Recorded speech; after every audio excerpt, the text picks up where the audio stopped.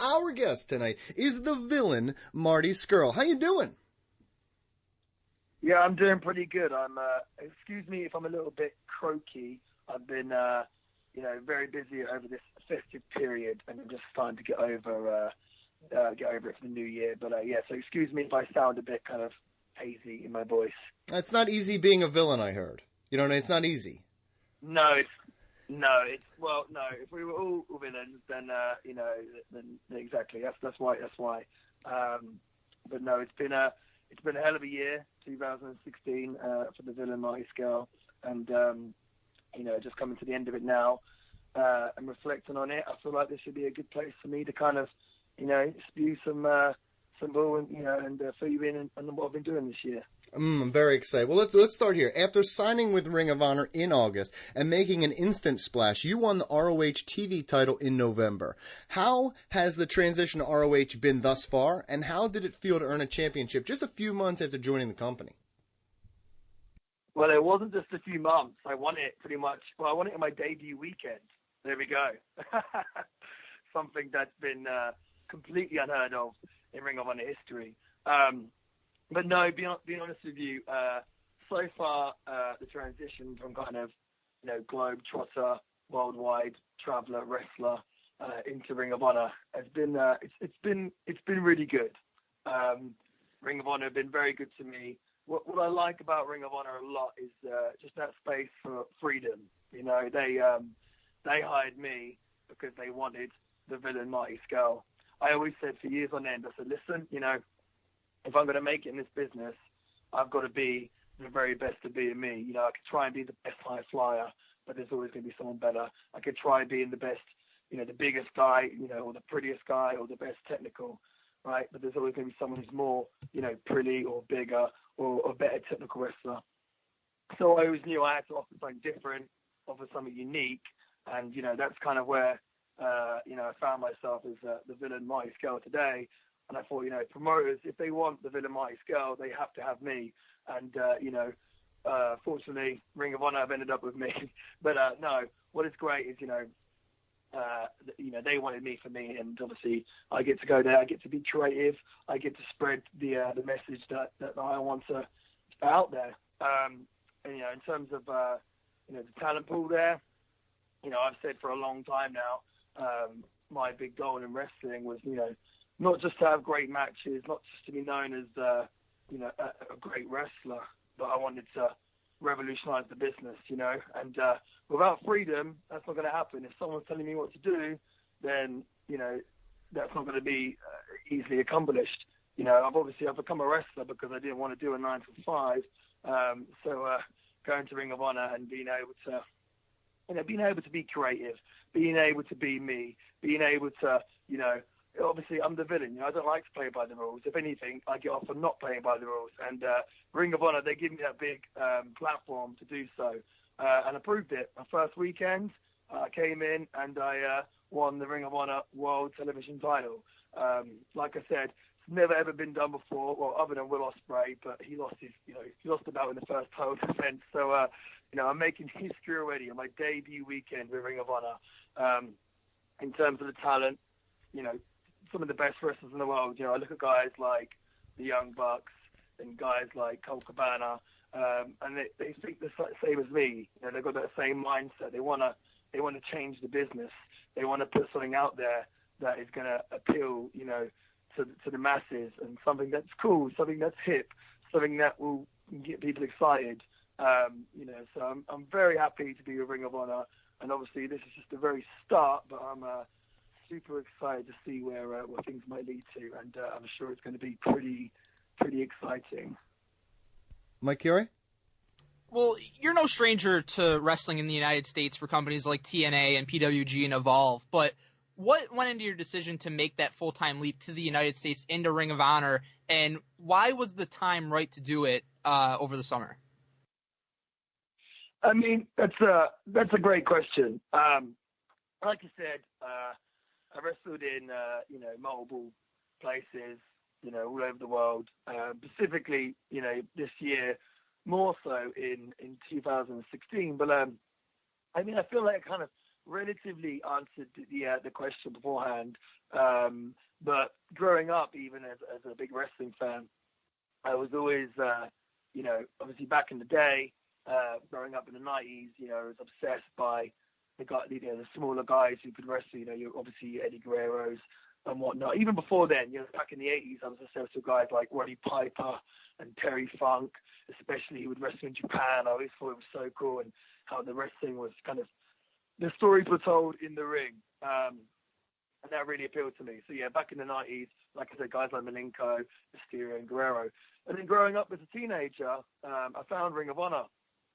And watching guys, specifically Bryan Danielson, more so now, Daniel Bryan, his whole run in Ring of Honor, the body of work, the amount of matches he had defending, the title belt, it just really appealed to me. Like, I could watch it for hours and hours on end, and I just thought it was the coolest thing in the world, because the man was creating a legacy, just for his body of work, just having these matches that can, that can excite people and create, an emotion in people. And it did with me. It resonated with me, and I always remember thinking, wow, like, that's, someone I'd like to be like, or that's something that I'd like to do. And obviously, but do it, even 10 times better. You know what I mean? So it was, that really appealed to me. And in terms of actually coming to sign Ring of Honor, I knew there'd been interest in the from the company for quite a while. I guess logistically, they just needed to work out if they could do it in their half. But in the end, after long discussions, because I had kind of multiple choices where I could have ended up, but in the end, Ring of Honor offered me a great contract. Puts me in a very healthy position, and I think it's going to benefit them just as much, if not more, than it does for me. Like, I think with them, they're looking at increasing not just the UK market, but their European market. So having me as the figurehead there is going to be exciting for them. And like I said, I'm not coming to Ring of Honor to I told them this, I'm not coming there to make up numbers, not coming there to be anyone's friends. I'm simply coming to Ring of Honor, to make a huge impact and change the business, revolutionize the business. They're giving me that platform to do so, and I'm going to take it by both hands. So yeah, I'm not there to take part. I'm simply there to take over, and I think they appreciate that, because they realise me coming in with that attitude, it's gonna increase business. It's gonna boom business for Ring of Honor, and I feel like my time for Ring of Honor is going to be very beneficial for both parties. And like I said, I wrestled all over independently, but it's certainly nice now to find a home in Ring of Honor. Brennan Gavin? Your villain persona has become one of the most interesting and must-see parts of professional wrestling. How did this character come together, and when did you realize this was going to be something special? I get asked that question a lot, but the villain wasn't necessarily something I sat there one day and was like, oh, this is going to be my character. I feel like it's more, just like most great wrestling characters, it's more a reflection of my actual character. I think one day, years ago, a few years back, when the villain character came up with, wrestling is very much based on playing by the rules and conforming to certain rules of wrestling and what you have to do, and you have to do this and pay respect to this and everything else.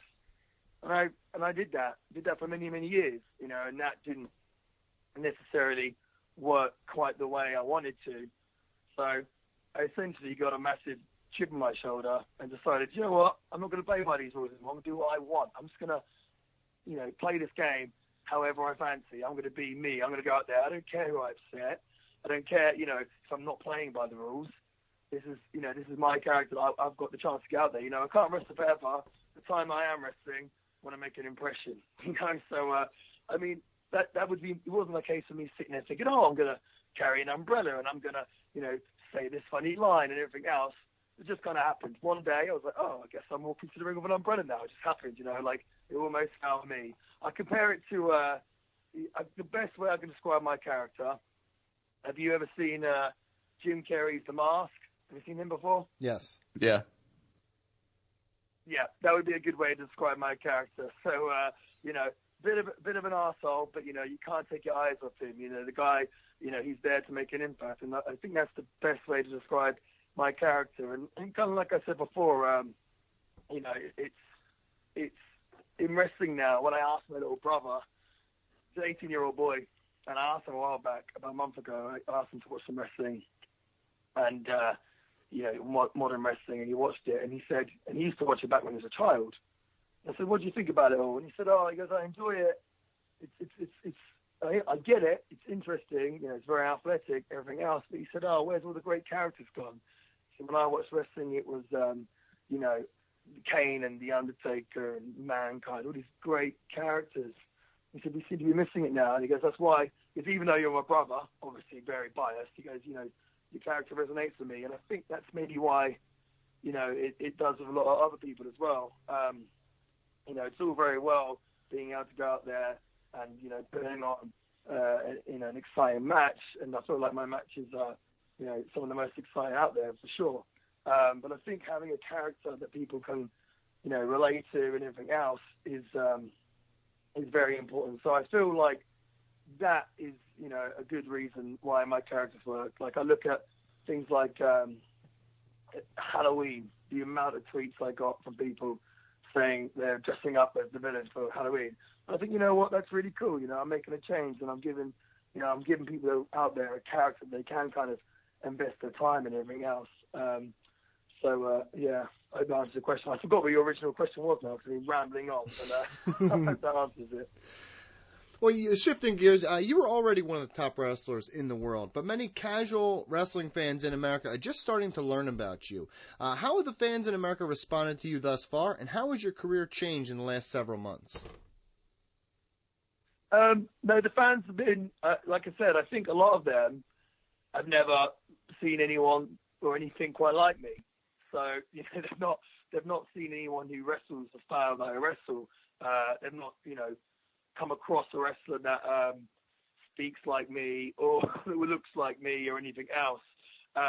It's all very new to me and it's all very new to them.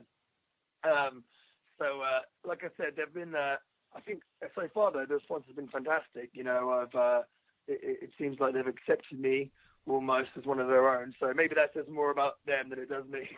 But like I said, like Ring of Honor, when they came to me, they made it very clear they wanted me on their team.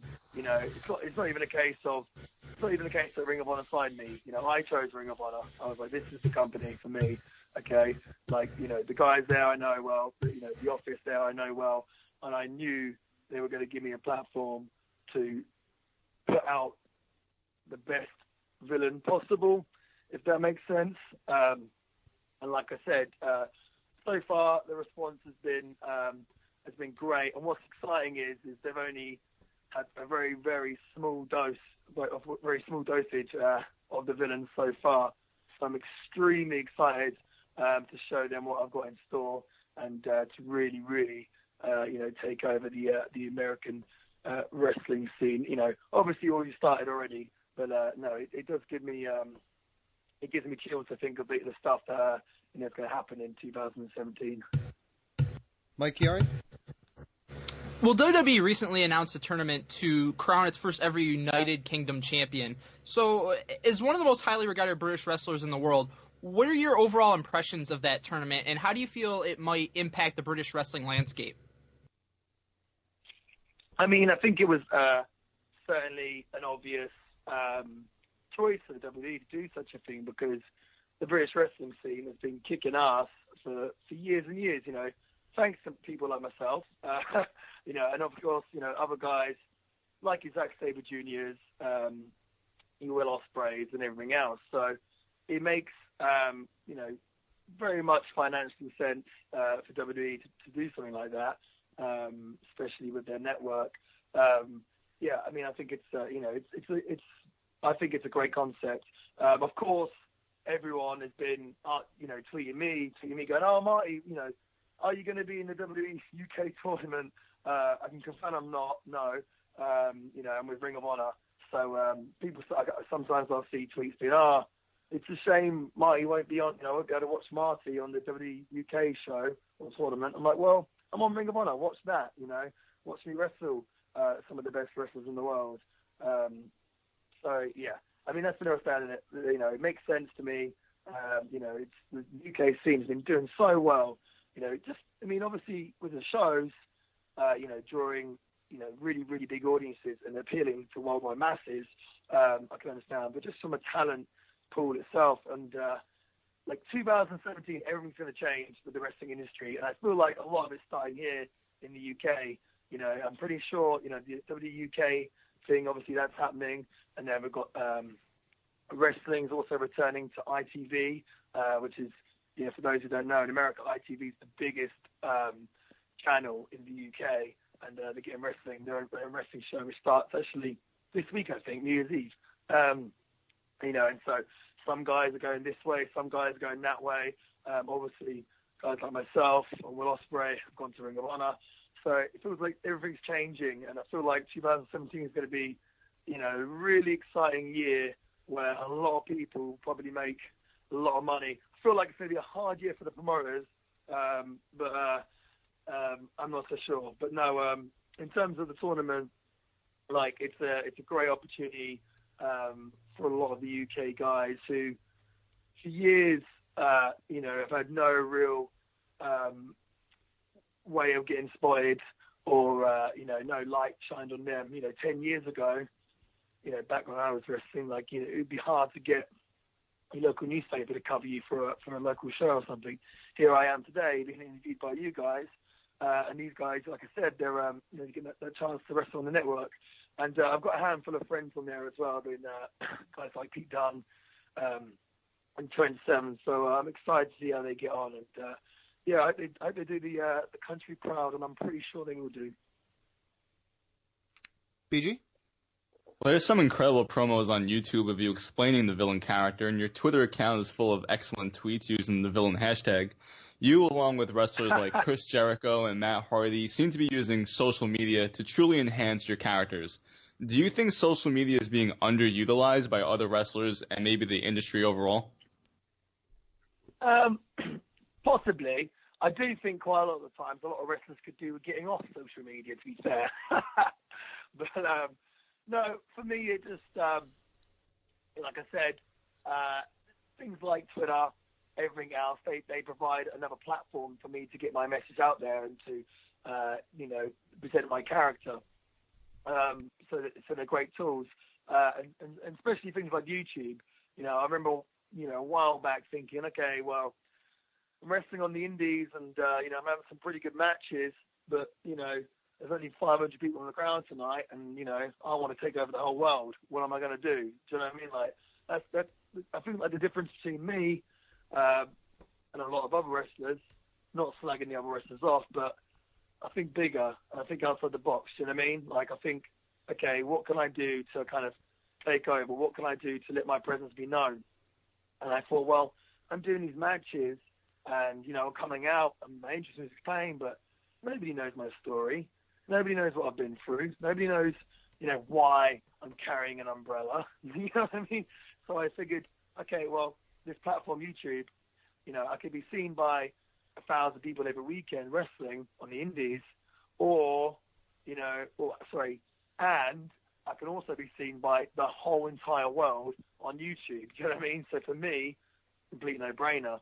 And I made those videos, essentially to try and get my message out there. And there's going to be many, many more to come, and especially with Ring of Honor now, they're going to be bigger and better than ever. No, I feel like they're just a small taste of the villain, but they're enough to get people kind of interested. They're enough to get people hooked, and they're enough to get people to, want to see me perform or want to buy a T-shirt or buy a ticket or whatever it might be. Because at the end of the day, wrestling works on, an emotional investment. Same with boxing, same with MMA, whatever it might be. If you feel like you're connected to a fighter, or even if you just enjoy that fighter's act, you're going to pay to see him. Wrestling is very much the same. So, I looked at things like YouTube as a great kind of platform, for me to show some character development where, the indies wouldn't necessarily get any mic time or, that kind of opportunity to do so. And again, the same with Twitter and Instagram and everything else.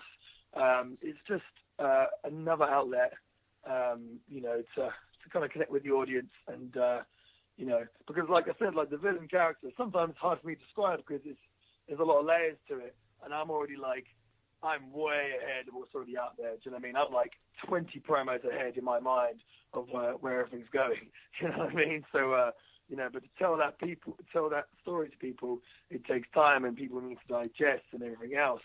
So things like Twitter are a good way to kind of get that character over as such.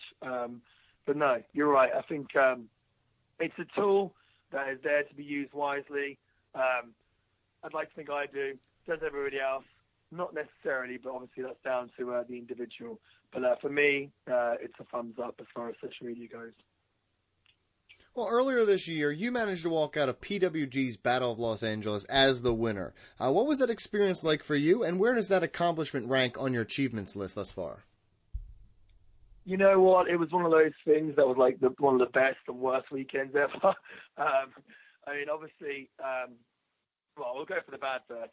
I mean, having to fight, I feel like this generation of independent wrestlers are very, very kind of underrated in the sense that, I feel like, not that people wouldn't credit us as being real workers, but I feel like our work rate and working is, the best in the world, because you look at someone who wrestles for, WWE or even New Japan or a AAA, of course they're working heavy schedules, but for the most part they're wrestling, on tour with the same bunch of people, and they're going out there having great matches.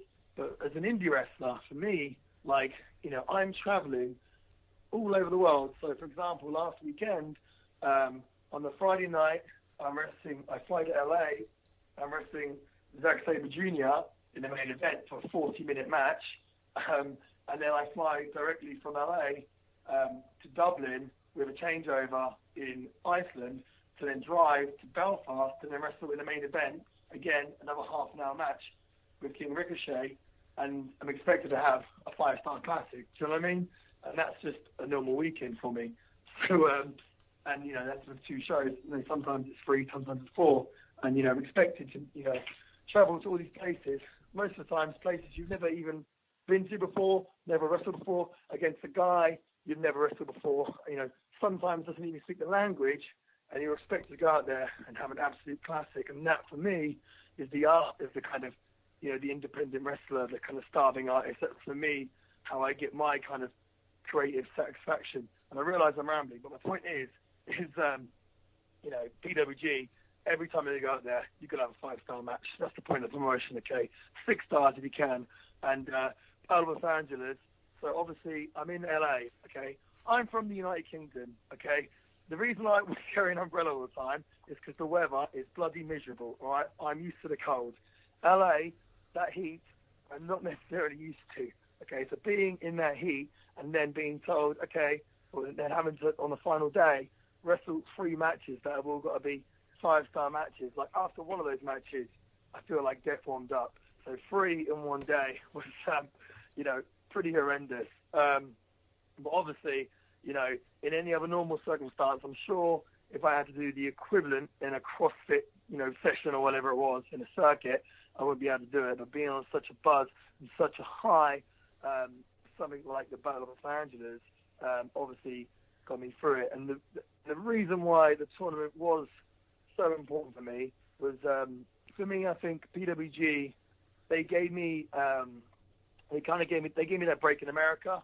I mean, other people had given me chances to wrestle in the States before, but PWG really gave me that, that platform to, like I said before, that freedom, to go out there and be me, to put on the type of matches that I want to do, take away any limits and just, how I envision in my head, they let me do it, no questions asked. Do you know what I mean? So PWG's already got a massive place in my heart. And then, of course, the tournament being such a huge one in the fact that, like, it's the 24, let's make no lies about it, it's the 24 best independent wrestlers from around the world, okay? There are matches that happen at PWG that wouldn't be allowed to happen anywhere else in the world, okay? But they can happen there in PWG because it's such an important company that holds such a special place in so many people's hearts. Like, I got it in my contract.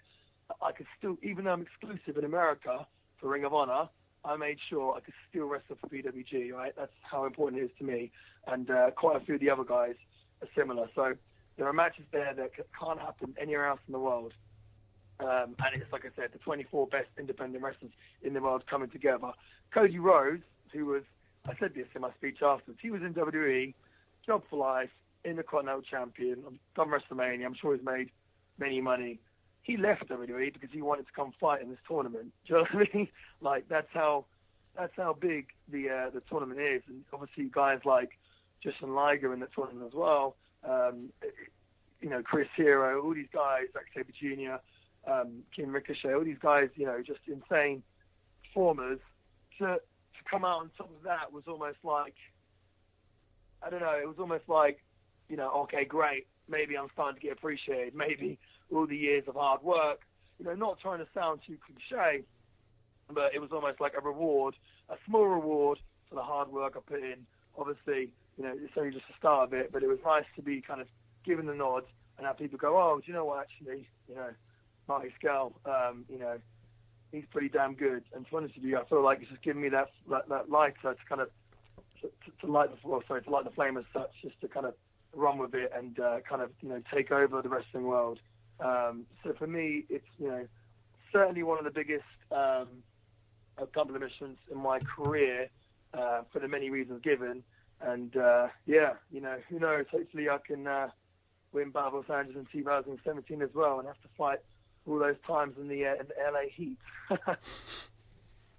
Mike, your next question. A lot of American wrestling fans were introduced to you when you made appearances for TNA after competing on British Boot Camp. What was that experience like for you, and how do you believe it might have helped mold you into the performer that you are today? To be honest with you, for the most part, TNA were always, pretty good to me. They gave me an opportunity. Guys like Jeremy Borash and Jeff Jarrett, as a young wrestler, gave me an opportunity to get exposure and everything else. So yeah, it was an exciting time for me, because TNA, the position it was then, it had guys like, Hogan was there, Sting, Kurt Angle, Rob Van Dam, all these wrestlers I'd seen on TV. So it was, as a young kid, these guys you watch growing up, it's super exciting. Obviously, things didn't work out with TNA in the end, which in hindsight, I'm sure was probably, a blessing in disguise for me. It certainly made me kind of judge and suss what I actually wanted to do in the business. Was it just to have a nice job with a big company and live, somewhere nice, or was it to leave a legacy and, be remembered for years and years after I've gone and like I said before, revolutionize the business? Would I be able to do it there? I don't know. Matt Hardy seems to be doing a good job of it, as you mentioned him before. But things didn't work out for me there. But like I said, it was probably a blessing in disguise. So TNA as well. Now I know they're doing really well, and sorry, let me rephrase that. So I hope TNA can. They've obviously had the success with the double deletion and everything else. And I hope they can ride it, and I hope they can, stay and around, and I hope they can grow because, I've got a lot of friends there. They've got a pretty good roster these days, and I'd like them to do well. Like I said, no hard feelings towards TNA. I hope they continue to kind of grow and do well. Brennan Gavin, final question. Well, Sports Illustrated recently published an article where you spoke about how you're not sure WWE would give you the platform needed to present the villain and tell your story. Was that something that you spoke about with Ring of Honor before you signed? And how do you see the villain story unfolding in 2017? Yeah, I mean, it certainly was, I kind of knew already, I know what type of company Ring of Honor is. and I know the platforms that they give their guys. And so for me, it was very important to have that, kind of how I mentioned before. Obviously I let Ring of Honor know that was the case. I was like, listen, I'm coming to Ring of Honor, and I want to change things. I felt like me coming to Ring of Honor, I can help the company grow. I can help take it to places it's never been before. Do you know what I mean? Like, I was on the indies and everything else, and that was great fun. But a move like myself to Ring of Honor is kind of the natural progression, the next kind of step. And I feel like it's something I need to do because I can help them. I can make them do great business, not just in the UK, not just in Europe, but in the whole entire world.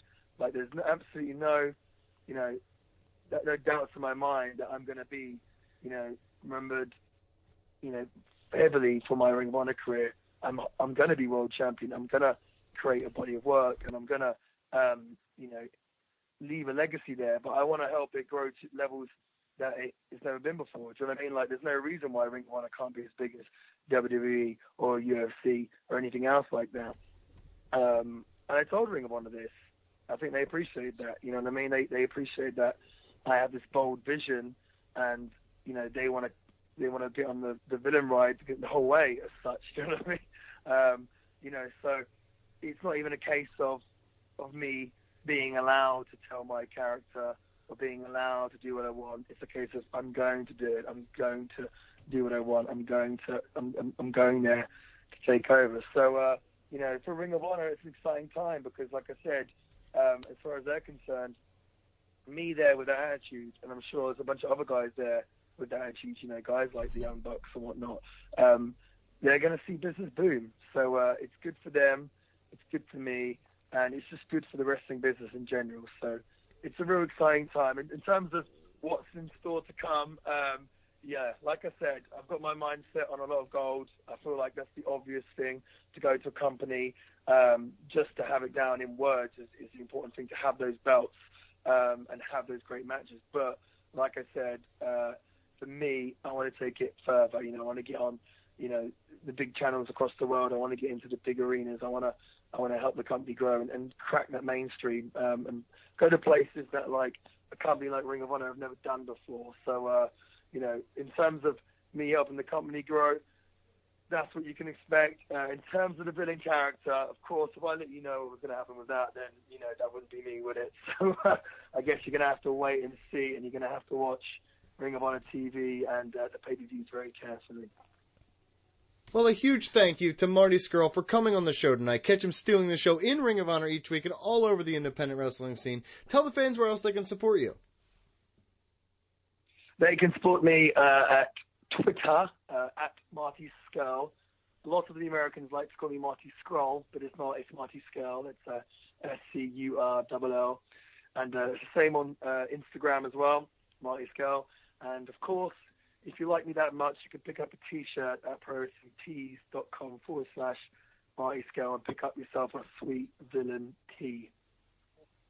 Well, another huge thank you to Marty Scurll. Good luck moving forward, sir. Thanks very much. Thanks for having me, guys. Really appreciate it. It's been good talking to you.